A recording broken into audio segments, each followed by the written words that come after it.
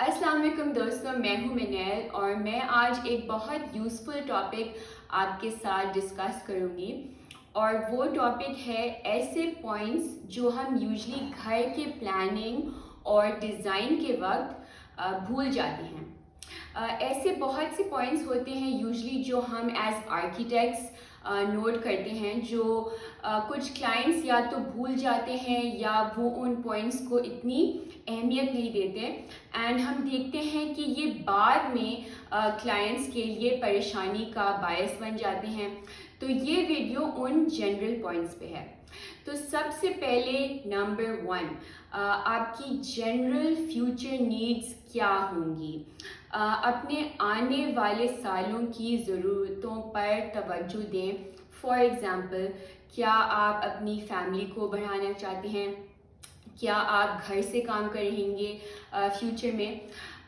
5 से 10 से 15 साल तक की फ्यूचर चेंजेस के बारे में सोचें। फिर नंबर 2, बिल या बिजली को बचाना या ख्याल से प्लान करना। एनर्जी एफिशिएंसी को ध्यान रखते हुए अगर आप अपना घर बनाएंगे तो आप अपने बहुत पैसे बचा सकते हैं। इसमें इंसुलेशन आ जाती है, नेचुरल हीटिंग और कूलिंग सिस्टम्स और ज़्यादा नेचुरल लाइट वाली जगहें। इस पॉइंट को सही से समझने के लिए आप हमारी पैसिव डिज़ाइन की वीडियोस भी देख सकते हैं। Number 3, storage. लोग यूजली अंडर एस्टिमेट करते हैं कि उनकी स्टोरेज नीड्स क्या होंगी आने वाले सालों में। कबर्ड्स, क्लोजेट्स और बेसमेंट में स्टोरेज को सही तरह घर में इंक्लूड करें लाजमी।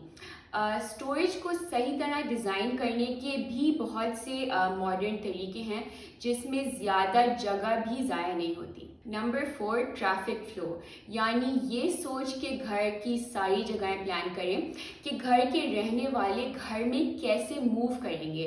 ऐसा नहीं फील होना चाहिए कि कोई भी कॉमन जगह ज़्यादा क्राउडेड हो जाए या एक अनकंफर्टेबल और क्रैम्प्ड स्पेस बन जाए।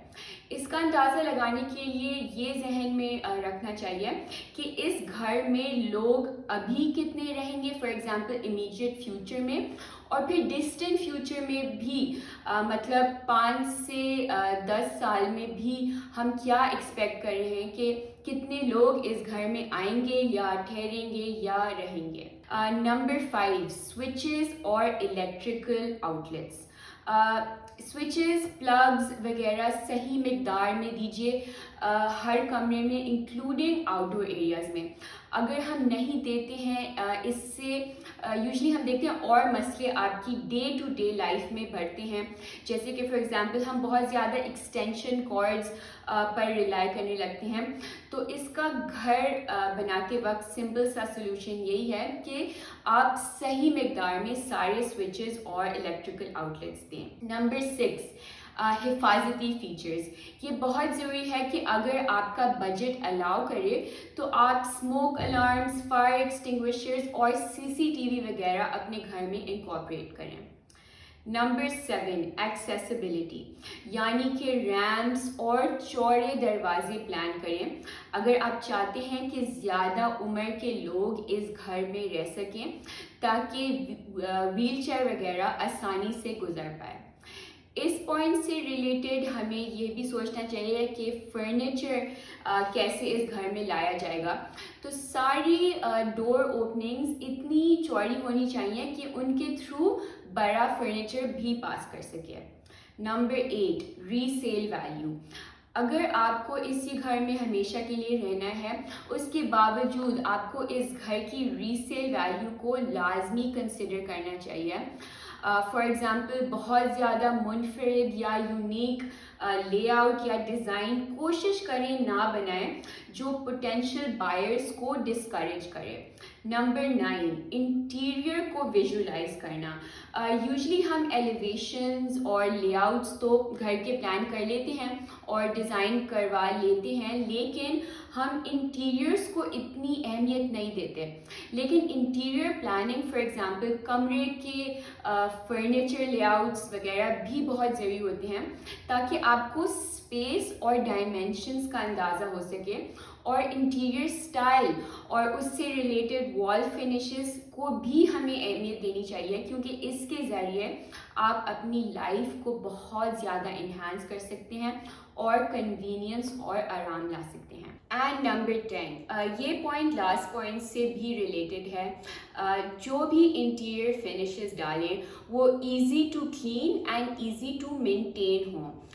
اس کی کچھ ایگزامپلز میں دے دیتی ہوں۔ اس میں فار ایگزامپل پینٹ میں ہائی گلاس یا سیمی گلاس پینٹ آ جاتا ہے، جو میٹ پینٹ سے زیادہ واشیبل اور ریزسٹنٹ ٹو سٹینز ہوتا ہے۔